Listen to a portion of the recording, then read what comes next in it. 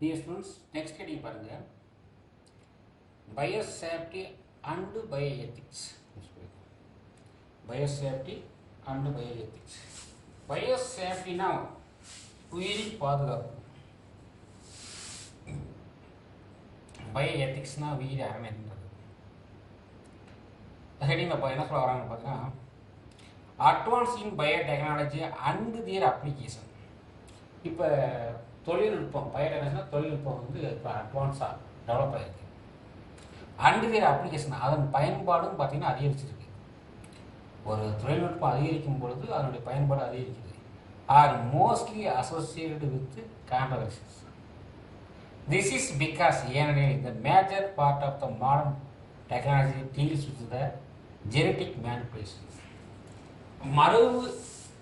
மரபணுக்களை கையாளுதல். இந்த பயோடெக்னாலஜி வந்து எதை குறிக்குதுன்னு பார்த்தீங்கன்னா ஜெனட்டிக் மேனிபுலேஷன் சொல்லியாச்சுன்னா மரபணுவை கையாளுதல். அந்த முறையில் தான் இது டெவலப் ஆகிருக்கு.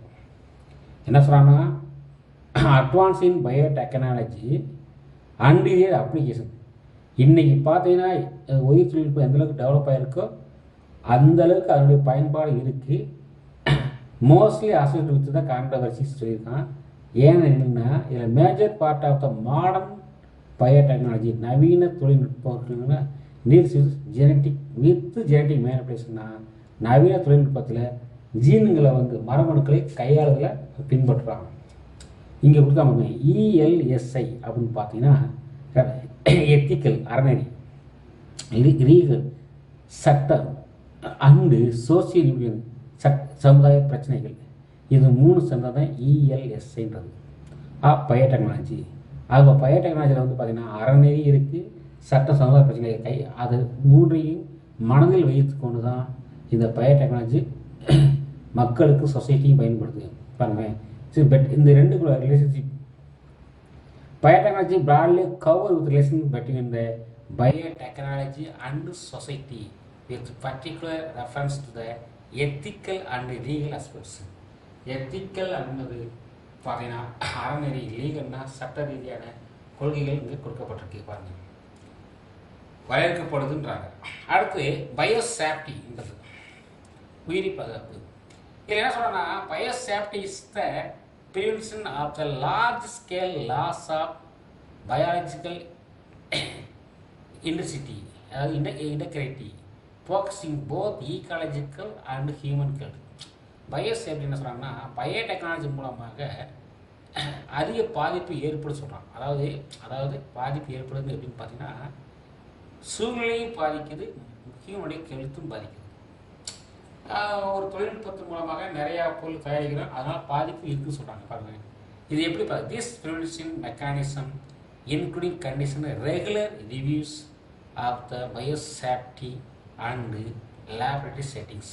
அப்போ பயோசேஃப்டினா எப்படி பாதுகாக்கணும், அதுக்கு in laboratory settings laboratory settings வந்து மாற்றணுன்றாங்க. As well as strict guidelines to follow. அதுக்கு வந்து சில சட்டங்களை ஏற்றி அதை ஸ்ட்ரிக்டாக ஃபாலோ பண்ணணும்னு சொல்கிறாங்க. Biosafety use to protect from the harmful incidents. தீங்குவிளைக்கூடிய இன்சிடென்ட் நடக்குது, தீங்குவிளைக்கூடிய இன்சிடென்ட்டை வந்து பயோசேஃப்டி வந்து பாதுகாக்குது. அப்போ பயோசேஃப்டி எதுக்குன்னு பார்த்தீங்கன்னா use to protect harmful incident, தீங்கு ஏற்படுத்தக்கூடிய பிரச்சனையை பாதுகாக்குது. Many laboratory fielding the bio hazardous உயிரி நச்சு பொருள் employ and by risk management assessment the enforcement process biosafety. The failure to follow the such protocol can be lead to increase the risk exposure biohazards and pathogen. அதை வந்து நம்ம control பண்ணவில்லைன்னா கண்டிப்பாக நம்மளுக்கு வந்து நச்சு பொருளும் அதிகமாகும், அதே நேரத்தில் நம்மளுக்கு பாதிப்பு ஏற்படும்ன்றாங்க. Human error and poor technique contribute necessary exposure hazards and compromise the first shipment into the place and the production. இதை வந்து நம்ம பாதுகாக்கிறதுக்கு சில முன்னுரிமை பயன்படுத்த. அதாவது ஹியூமன் எரர், அதாவது மனிதனால் கூட பிரச்சனைகள் ஏற்படுத்திருப்பாங்க, அதை நாம தான் சரி பண்ணணும்னு சொல்கிறாங்க. ஓகேங்களா? அடுத்த ஹெட்டிங் பாருங்க பயோ எத்திக்ஸ். பயோ எத்திக்ஸ்னா உயிரி அறநெறி. இது வந்து எத்திக்கல், லீகல், அடுத்து சோசியல் இம்ப்ளிமெண்ட்ஸ் சொல்லக்கூடியது. அப்போ எத்திக்கல்னா அறநெறி, லீகல்னா சட்டம் அண்டு சமுதாய பிரச்சனைகள்.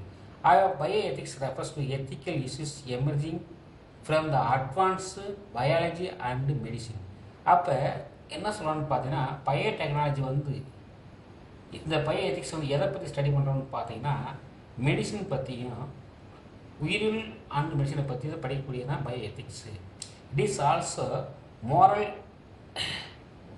discernment at the relates the medical policy and practice. Medical policy and practice இது வந்து பார்த்தீங்கன்னா நம்ம வந்து moral அதாவது discernment relates the medical policy and practice. இதை வந்து ப்ராக்டிஸ் பண்ணி தான் என்ன சொல்கிறாங்கன்னா இது பண்ணுறாங்கன்னு சொல்கிறாங்க. அடுத்து bioethics are concerned with the ethical questions arise with the relationship among the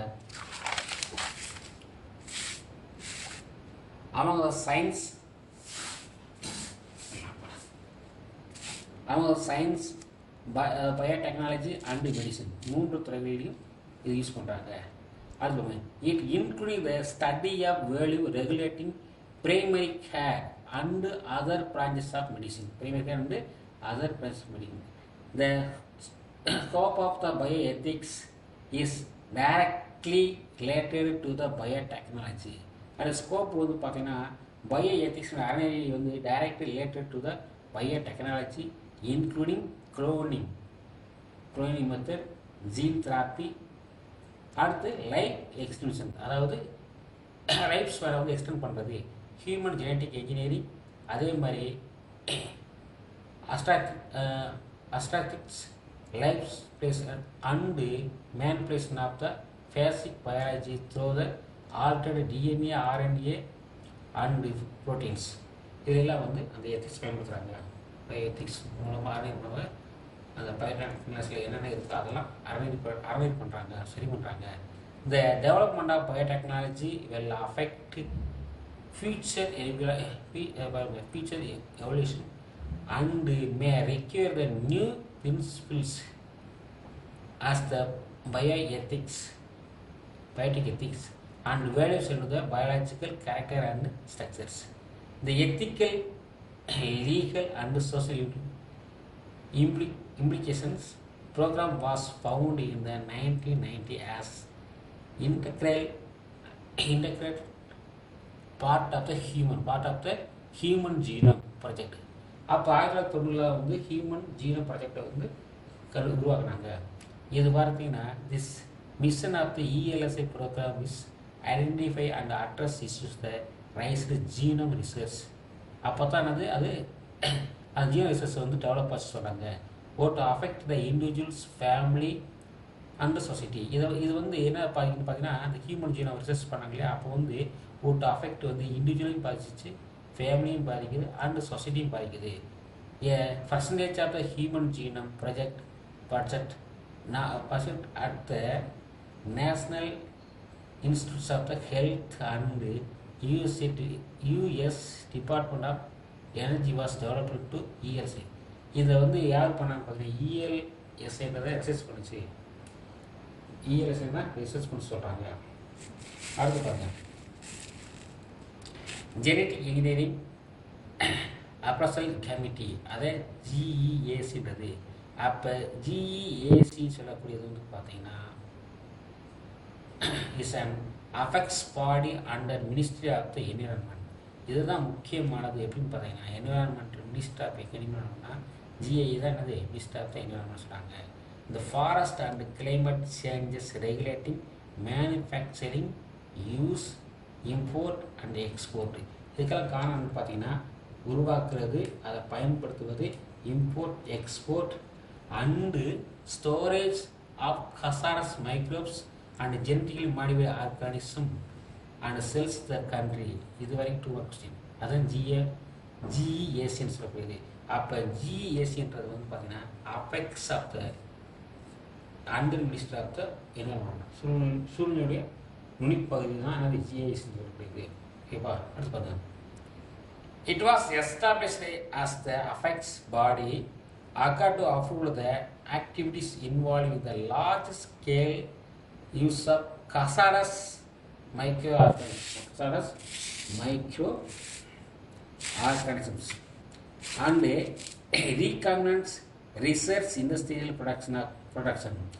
The GAC is also responsible for the approval proposal relating to release of genetically engineered organisms, the products into the environment including experimental feed. அதான் bio safety research level 1 to 3 option 1 2 3 அடுத்து பாருங்க இதே பாருங்க known as PR1 PRI1 PRI2 சொல்றீங்க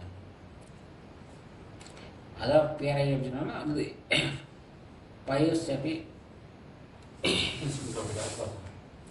அடுத்து feature of biotechnology. அடுத்து வந்து biotechnology has become a comprehensive scientific venue சொல்றது from the point of academic and commercial angles.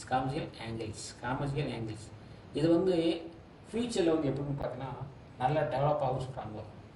அதனுடைய காமர்ஷியல் வணிகர்களுடைய ஆங்கிளில் வேறன்றாங்க. Within the short time with the sequence இந்த human genome and genome of some important organism, அதாவது human genome உருவாகும். அதனாலது இதில் வந்து நிறைய டெவலப் ஆகும் சொல்கிறாங்க. The future of development biotechnology will be எக்ஸைட்டிங்னா கிளர்ச்சி விட்டப்படுற மாதிரி இருக்குன்னு சொல்கிறாங்க. வியக்கத்தக்கதாக இருக்குன்னு சொல்கிறாங்க.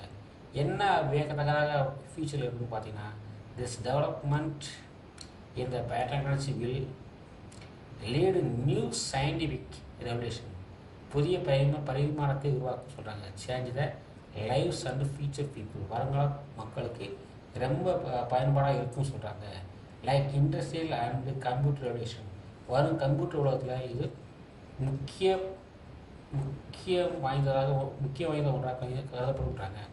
Biotechnological revolution also promise major change in many aspects modern life. வரக்கூடிய நவீன வாழ்க்கையில் வந்து இந்த பயோடெக்னாலஜி வந்து ஒரு முக்கியமான ஒன்றாக கருதப்படும் ஒன்றாக, ஏன்னா அந்தளவுக்கு இது டெவலப் ஆகும் பயோடெக்னாலஜி சொல்கிறாங்க. Okay students, thank you.